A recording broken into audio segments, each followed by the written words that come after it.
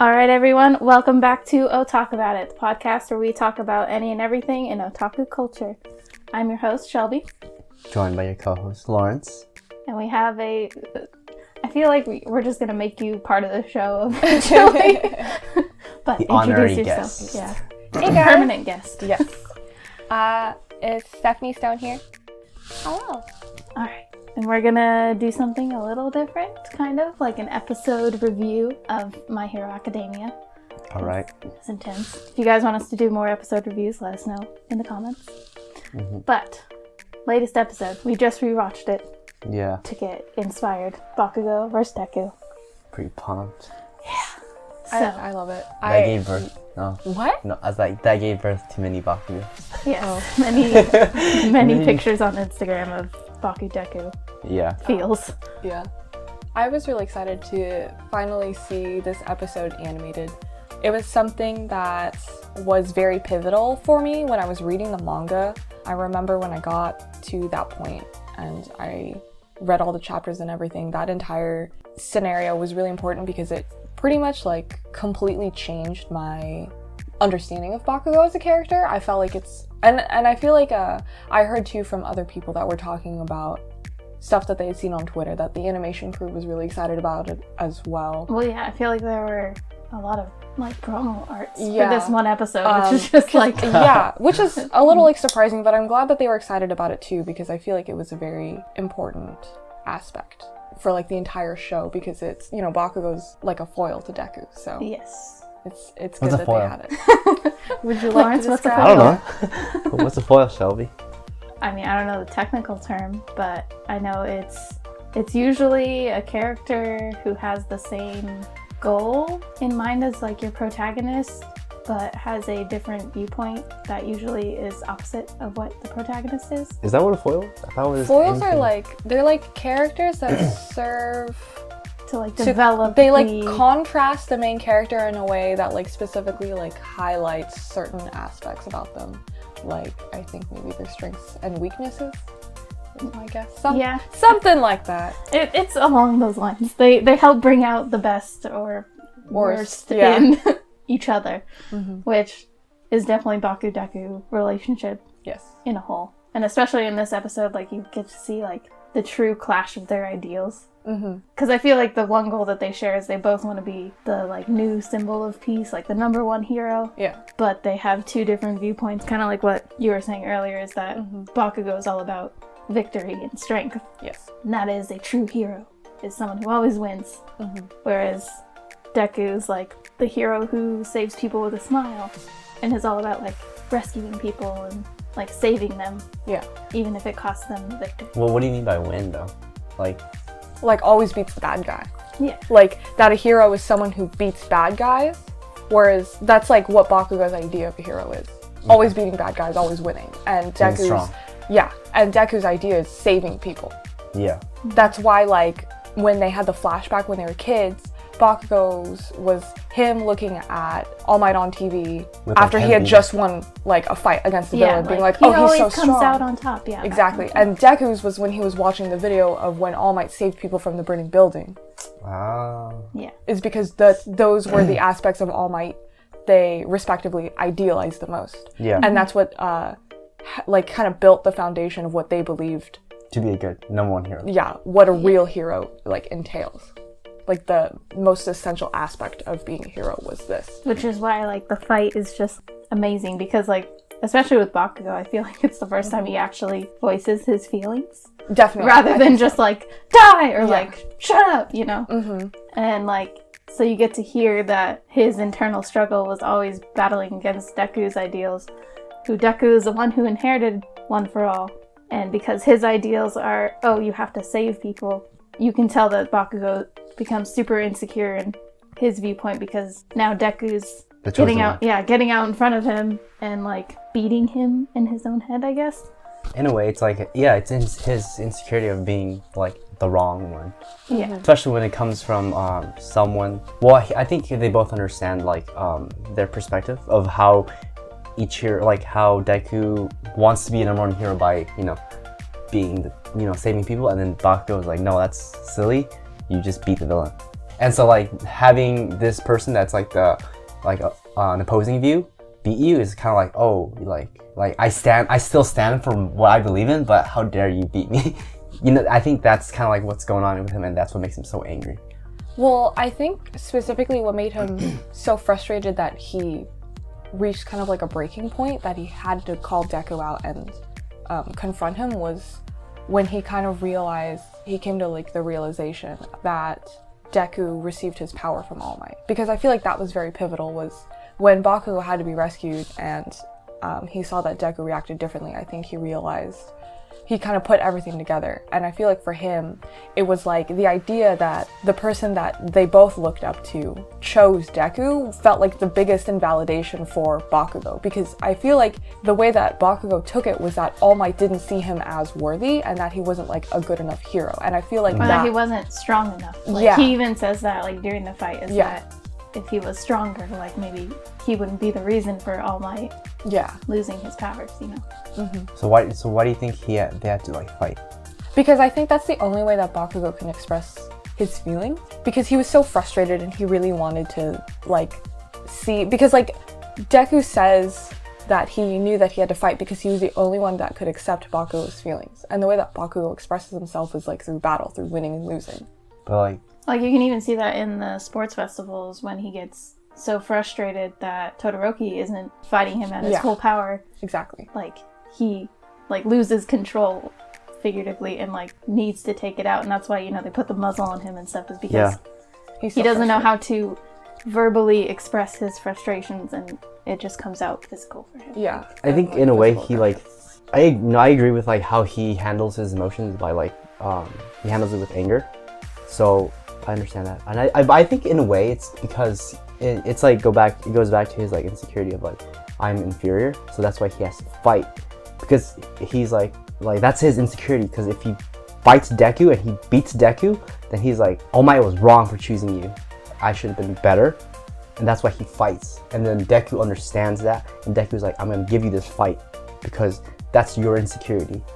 Well, I think I think that's like, I agree with that for sure, because I feel like Deku has known Bakugo since childhood, and so he knows that like Bakugo's a bully, you know, and usually bullies stem from having an insecurity. And so Deku's the only one who understands that and has seen that throughout their entire like life basically, and so that's why he's more willing to accept his feelings and like, you know, fight him, take a hit, and go all out, because like he knows Bakugo won't accept anything otherwise. Right. Yeah. That's the thing too. That's the thing where where I feel like they fought. The reason why they fought was because Deku accepted, because Deku's not the type to like, oh, let's just fight, you know. No, yeah. Because he's like, at this point, this fight is kind of pointless, but in a way it's more like, that's the only way he could communicate with Bakugo. Yeah. And then so like I really liked that aspect of it, and that was really cool on Deku's part. And I think in a way it was like, I think as an audience you're like, finally, like, come on, just like get out. And like, because we really like I think as the audience I was more like, yeah, like Deku was chosen, and Deku does have all for one, or one for all, and completely different. Yeah. It's confusing. But he does have that power, and he has higher like potential and all that stuff or whatever. But I think as the audience you do want to see like maybe Bakugo does have a fighting chance too, you know? And I think that's really rewarding to see that fight. I think that he really does have a fighting chance is the thing. Like, I feel I mean, technically he did win. Yeah, that's why it's cool. I think it's really important to highlight that All Might did say that the reason why he did choose Deku was because he felt like Deku's heart really was in the right place, and since he was quirkless, All Might sympathized with that. And he wanted to give Deku a chance to stand in the arena, because someone who had a heart that good would make a great hero. That's what All Might saw, and so he gave his quirk to Deku because he knew that Deku's heart was in the right place for it, whereas Bakugo already has a quirk, so he already has the tools that he needs to become a hero. Like, he just needed to develop, you know, like having that sense of like empathy. Yeah, for other people and everything. And so for him to give it to his power to Deku was to allow him to have that opportunity. And so I feel like it isn't necessarily that it's anything like Deku is better than Bakugo just because he has All Might's power or anything like that. I think it's just that he wanted to level out the playing field because everyone has the opportunity to become a hero depending on like how much work they put in. And yeah, which I think is kind of cool because it's another callback to the first time Deku and Bakugo fought. Because like obviously they were in the same area, like, which was really cool as like it's an homage. Yeah, an homage to their first fight. But kind of like what All Might was saying is like the first time they fought, I'm pretty sure it was this episode that All Might says to Bakugo, like, you can't compare someone's growth at level 1 when you're already at level 50. Yes. Kind of thing. And so, like, I think that's kind of a cool callback to the growth that they've both gone through. Like, now they're a lot more even, like, maybe both level 50. Yes, I would say so. Yeah, I feel like that was really important to highlight as well. And I feel like that's also something that added fuel to Bakugo's insecurities, was because since Deku started at level 1, his growth was so much more exponential. Yeah, like you could see so much of his growth so much faster because he had so much to learn and he had to catch up with his peers. But to Bakugo, he saw that as like very intimidating and like very scary. But he was already like so strong. Okay. What are you thinking? I'm trying to think like in terms. I think it's more like yes, I agree. I think also to add on to that is like Bakugo, because they're all in the same class, you know, growth should be relatively the same. Like everyone should be progressing the same, more or less. Relatively, right? Yes. And so because one person is like excelling like super ridiculous, it makes you wonder why you're not doing that, which adds to his insecurity. Yeah. For example, like if I was weightlifting and then there was a friend of mine that like wasn't even weightlifting before, right? So I have like a decent physique and someone that never hit the gym, all of a sudden like boom has like a sick physique. I would be like, I'm doing something wrong. You know? Exactly. What do I need to fix to like exactly get why am I not getting as many results as this other person? So I can like empathize with like with Bakugo on that part, on growth, but also in a way that like I'm really putting myself into like Bakugo's shoes. It's more like if that was really me and like I had a friend that was like all of a sudden like way more ripped and like getting like way better results than me, and also getting the attention of like let's say my idol, like in the fitness industry or whatever, I would be like, oh man, like I would want, let's say if I was gonna fight, I'd be like, I want to actually fight, you know, like or like actually let's like, really put it to the test. Yeah, like let's actually compete, you know, because like you might like everyone is validating you, but I'm not, like even though everyone else is validating you and saying that, thinking that you're better, even like the idol thinks you're better, I still want to see the results for myself. So let's duke it out. That's how I would see it, and that's why I see like that battle was like super critical, because it was like, and then I respect that the other person is willing to acknowledge how I feel and be like, let's duke it out, because I understand that you feel like this first, because it would be like a super douchey move for the person to be like, nah, you're not good enough for me. I would be like, oh, you know, right? Like if Deku was like, no, I'm not gonna fight you. Ooh, man. The thing is, he even did do that, and like Bakugo was like, nah, man, we're doing this. Yeah, exactly. The thing come at me, bro. Is that like even just like a straight refusal? The thing is that like you don't even need to say like, no, I don't think you're good enough. The thing is that just saying a flat out no, like we don't need to do this, would imply, like in Bakugo's shoes, like saying no is like an insult to him, because he would think like, oh, is it because I'm not good enough that you wouldn't want to fight me? Yeah, because we know that he saw Deku as someone looking down on him, which obviously is not the case. But, I mean, and that's really interesting, that like miscommunication through their entire lives, that Bakugo always misinterpreted Deku's good intentions to be him looking down on Bakugo. Yeah. But that's along the lines of like his insecurity. Yeah. That's the thing. Saying that he's not strong enough. Yeah, it all builds up to this fight where it's like... That I think was so interesting, like that piece of information, because, you know, it is very key to Bakugo's insecurities, and I felt like it's such a like human and realistic trait that I see in the real world as well. Like I hear about it a lot, where like people have these feelings, and like that it's instilled in Bakugo, and for him to be this like anime character archetype, like I don't really know, I mean I never really like sat and thought about it, but I don't like, it felt so new and refreshing to me that I don't feel like there are many characters that have Bakugo's temperament and that are his character that have this like backstory about them, where his understanding of being the best is based on winning, and that someone who tried to help him he's like it had interpreted as pity in his like quest for victory. Like he felt like because he always had to win, when someone offered help, it was like they were looking down on him. For a character that's so like obsessed with victory. Then why does he let Kirishima help him then? Because he sees Kirishima as like an equal. Why is that? Really? I don't think he sees him as an equal. I don't think he sees him as an equal. I think he just sees him closer to an equal. I think he just sees him like, this is my bitch. I don't think so. Because he shows like respect by... He's like one of the few characters that Bakugo actually calls by their name. Yeah, that's the thing. Like that. I mean, like maybe not necessarily an equal, but he has so much more respect for Kirishima that like, because like you said, the thing is that Bakugo doesn't even care. Like he cares so like little about his classmates. He doesn't really learn their names at all. He doesn't know who anyone is except for like Kirishima. Mm-hmm. I think he might know Ochiko's name. Yeah, I think comes from the respect that he gained for her during their fight. Yeah. And the thing is that his respect for Kirishima was like stemmed because Kirishima never let Bakugo's really prickly personality get to him, and he kind of hung around him the entire time.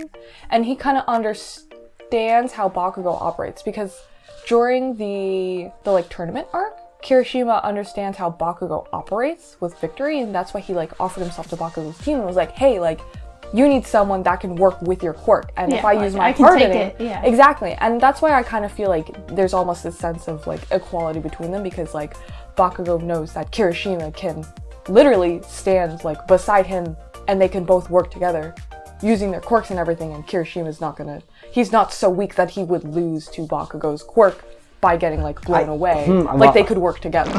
Can I add? But yeah, sure. No, I want to add actually, because now we're talking like Bakugo's character. I don't think I agree. I like that analysis, but I don't think I agree with like how Bakugo sees him as an equal. Because I don't think he sees anyone as an equal, except for Deku now. But I don't think so. That's the thing. Well, what I'm saying is like, it's more like sorry, maybe not equal, but he doesn't see Kirishima as an equal, but more like he accepts him for who he is. Yeah. I could kind of see that. Like, I think, as just an assumption, I think Bakugo, his character, would respect the fact that Kirishima is all about his manly spirit and, like, taking a hit and keep on going. Yeah. Yeah. Which is a sign of strength, which is what Bakugo is all about. That's true. So I think the fact that Kirishima is one to continuously, like, charge his way through a fight, like, no matter what blow gets thrown at him, that's respect. Yeah, respect from Bakugo, because that's, fighting it all to get the victory. Yeah, I agree. And I think the reason why he doesn't get along with Deku is because Deku is like always thinking. And so he's like, what makes you like ponder so much? Why can't you just react? There's more to it than that. Well, no, because Bakugo's a thinker too. Like, he's pretty strategical. He is. Bakugo's actually like, I think he's smart. Second or third smartest in the class, actually. He didn't get he got the highest in the exam, like written and he got highest in the written exam, right? Oh, for like the entry exam? Yeah. I think because Todoroki and Momo got in the recommendation. Yeah. But I think like in terms of like their like class, he's like second or third like smartest, like in terms of grades. Like he's really smart and he does think.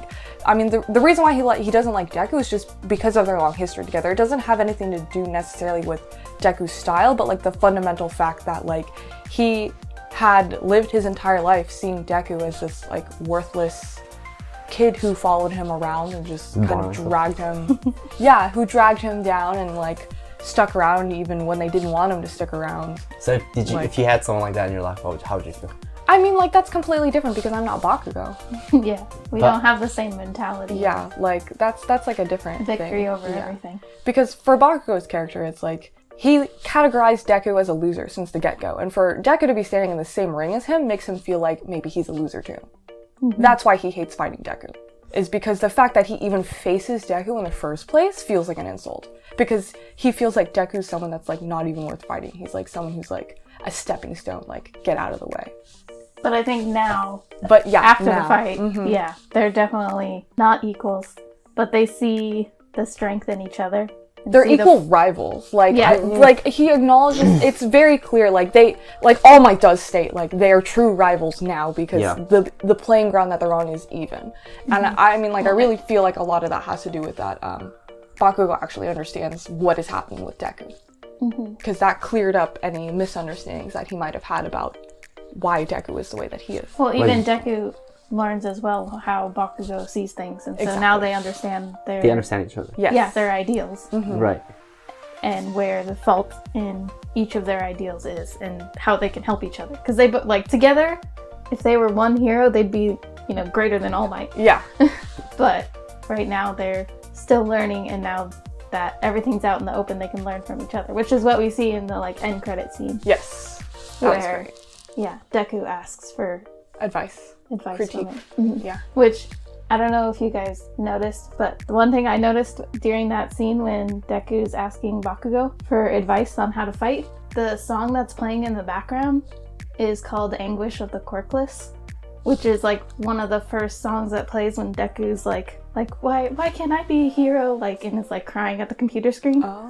And so it's like such an homage to the journey that Deku's been on. Dang. And that now he is in the ring and has a quirk and is, like, getting feedback from the person he sees as the image of victory. The image of victory, yeah. Dang. So that was just like,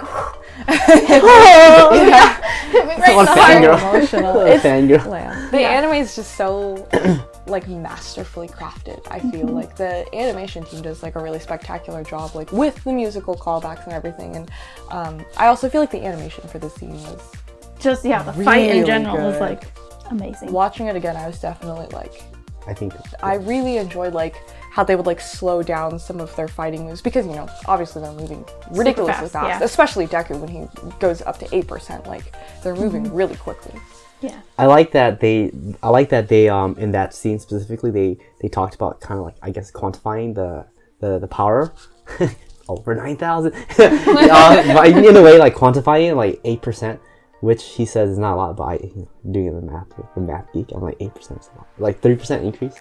Depending on, like, we're talking about percentages here. Well, because he's almost doubling the amount that he initially. I know, so I'm like, that's a lot, but that's, like, in a way, I think it's really cool because then, as an audience, you can see, like, he is not holding back, which is cool because then it's like it's character growth for both characters to see that Bakugo can stand, like, on par with him, and that, like, what do you call it?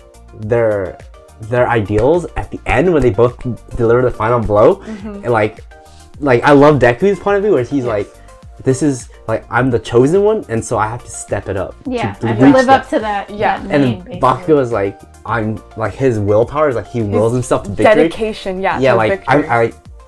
He does, because he's not in Deku's mindset where he's like, I get it, like, you're the one, and you have to, like, I'm more like, it's a personal reason, like, I just have to be the best. Yeah, like, at all costs. Like, Well, I mean, he was putting, like, everything that he's believed in, that his mantra has been on the line in that fight. And so if he didn't win, then I think he would be crushed. He would be crushed. And that's, I love that.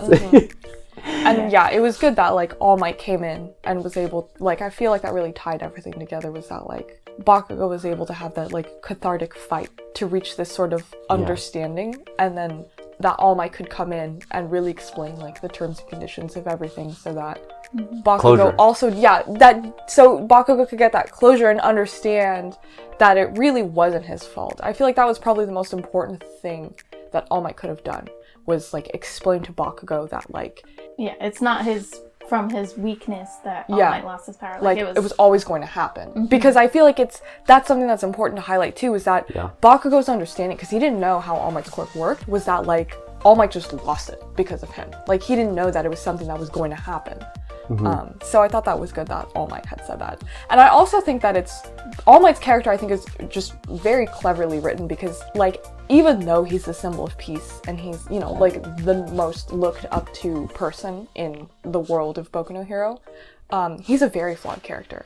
Like, how they tackle so many aspects of how he's negligent as a guardian, I think is really interesting. Like, with Deku's mom and everything, and how, you know, like he was telling Aizawa, like, oh, the reason why these kids even had to fight in the first place is because of because I didn't because he wasn't paying attention to Bakugo. He was so concerned with like preening Deku as his successor that he forgot to take into consideration Bakugo's feelings, because Bakugo also idolized him and everything, but he never really like sat down with Bakugo and like talked to him. He was always focused on Deku, and that just made Bakugo more frustrated. Yeah, I mean, he even says that, like, All Might says that he was too reliant on his strength. Yeah, he just assumed, like, oh, he's good, he'll handle it, like, he's fine. But in a way, can you guys reflect that to, like, reality, where it's, like, your parents are just kind of, like, in a way, sometimes kids might feel like, oh, my parents likes this one sibling more than me. But in a way, it's, like, parents is just, like, not necessarily, like, picking favorites, but it's more like, oh, I think this individual is more independent, and so this individual needs more of my support, and so I will you know, try to balance the playing fields. But on the other side, they'll be like, damn, like, you know, like, damn, like, my parents is actually like helping my sibling more than they're helping me, so maybe they don't love me as much. Yeah, they don't care. Yeah, but it's just more like, it's just more, you know, like, it's more like, no, and not really. I'm just trying to, like, you know, I'm trying to help the person that needs help, because I understand you don't need help as much. But then the other end is going to be like, it misinterprets as like, you're not helping me. Exactly, like, you don't care. Like, I would be so much better if you helped me. Exactly, and that's exactly how Bakugo feels, where he's like, I'm weak too, is the thing. I'm the forgotten child. Yeah, exactly. That's the thing. Like, that's really cool. I think. Yeah. So parents, if you listen, shout out to the writers for you know, honestly, bringing in real topics. Because I mean, like, Horikoshi's just like everything about that scene. Like, you know, there's all these like clashes of ideals, and like everyone's faults and like strengths, I feel like really shines in this scene where they address like their weaknesses and insecurities. I think it's just like, and I just like love Boku no Hero is so realistic with how the characters are written and like their insecurities and how they handle. It's just like astounding. It's so good. Yeah, there's not that much plot armor. Yeah, there's like it's like it makes it really easy to connect with someone and like be able to relate to the topics that come up in the plot, like you said, with like relating it back to like sibling or parent, right? Like parental guidance, and it's powerful, man. Yeah, and I like it a lot. I mean, like, I'm not Guardian or anything, so I don't know that perspective, but I can kind of project from the other side, from the other end. But I do like, everyone, I'm sure, like, you guys are listening, you guys, if you have like a rival, you know, you feel like that pushes you to be like on edge. I think that's really cool. I was talking to Steph earlier about like a rival and stuff like that. And I think you know, you should always compete with yourself and not focus on other people and like react to like you know, like be envious of like, oh, their achievements. But in a way, I think having a rival is cool, because it's a rival is not necessarily like envy, but more of like, it's like friendly competition. It's a good way to gauge yourself, because then like if you were standing in the ring by yourself, you can like be in your own head and be like, I'm great, till someone else steps in the ring, and then you realize you gauge the level. You're like, wow, I'm not actually that good. So in a way, it's like, I think it's good to have like that, so like, you know, someone else to kind of like, you know, I guess, what do you call it, up the ante. Yeah, and so like in a way, you're upping the ante too, and they're gonna be like, well, damn, like, I need to get better. So I think that's really, really cool. I feel like that's finally like at the end of the episode where Deku and Bakugo have finally reached this, that like they're not focused, well, mostly like Bakugo's not focused on just like being better than Deku, but like they both realize that like they can like use each other to help themselves improve. That like Bakugo realizes that he needs to make himself be the best hero that he can be, instead of always just kind of like being a better hero than Deku, in a sense. But they're also very much like, I'll be a better hero than you. Yeah, they're still competing. I like that competition though. That's like good competition. It's not like I'm gonna break, like I'm gonna like like I'm not gonna kick dirt in your face and like beat you. It's more like, well, because it's like, go give me your best, and I'm gonna beat you anyways. I'm gonna beat you at your best. You know, like go and rest up. Yeah, because I'm gonna pound you ball. And I think the fact that now they're sharing their critiques of each other, like fighting style, just like really makes them true rivals, to where they can raise the bar for each other and be like, oh, you know, you would have beat me if you did this better. Overall, this is probably one of the best scenes, I think. Episodes, overall. And then we get to see the big three. I'm so excited. I know. Isn't the next episode the season finale, actually? Is it? I heard that it was. Oh, that's going to be so disappointing. I could for a be whole year. wrong. What are we going to do? I could be wrong, though, because this third season has been going on for, like, forever. I feel. I feel like it's 20 episodes or something. I thought it was going to end after the All Might fight. Me too, and that's why I was so surprised that it went into the provisional license exam. That's why I was like, I feel like it has to... Yeah, I mean, there's no way they can enter the next arc. In the current season. In the current season, yeah. That would just be too long. Right. It'd be great. So yeah, it'll probably end in the next 1 to 2 episodes. So when do you guys think we'll see it again? Come on, this is another all year? podcast. This is all podcast. I know, I'm recording. Oh, you are? Yeah. And the reason why I said that was because the outro was actually cut off. Yeah, so we lost recording mid-recording, so sorry if this is jarring. Yeah. Okay. But yeah, no, I think it'll probably end in the next 1 to 2 episodes. When do you guys think we'll see it again? ASAP, because Boku no Hero is so big, and it's a weekly serialization, so there's, I think after this they definitely have enough content to go another season like yeah. right now. Horikoshi's like so they're way ahead. dedicated Like to his the work. manga's way ahead. I wouldn't say way ahead. They're at least like 2 or 3 arcs ahead, I'd say. 3 to 4 maybe actually. Because the arc after this is Overhaul. Yeah. And Which then is- you have Gentle. Oh, I feel like that's like a mini arc, but Which, yeah. it's like a baby arc, and then And then after what is we're the in now. current one. Which Yeah, is so the like 3 arcs. So yeah, they have at least yeah. 2 arcs, which they'll probably cover in the next season, which will be like 2019. yeah, Oh, well, well, yeah, it's 2018 is like almost over. We have winter I think like maybe 2 seasons off. it'll come back. Yeah, Yeah. I feel like that's full been cycle. So 2019. I think so. Sack Of anime. course. I maybe like spring next year. maybe that's spring. I don't know Yeah. the like exact. I don't know math. the Well, that's cool. details. Well, I mean, but meanwhile, there's video games coming out, so yes, and the movie. So let's do a game review, a movie review. That's true. I We heard should definitely do a finale review because Yeah. you know the feels of the season. Yeah. There were many. Yeah, a lot of things happened this season. But yeah, so I think we will call that a wrap. Thanks for Awesome. joining, Seth. You'll be back Yeah. again soon. Thanks for having me. yeah. I'll be back. Perma guest. But we will talk again soon. All right. See you guys. Thank you. Bye. Bye.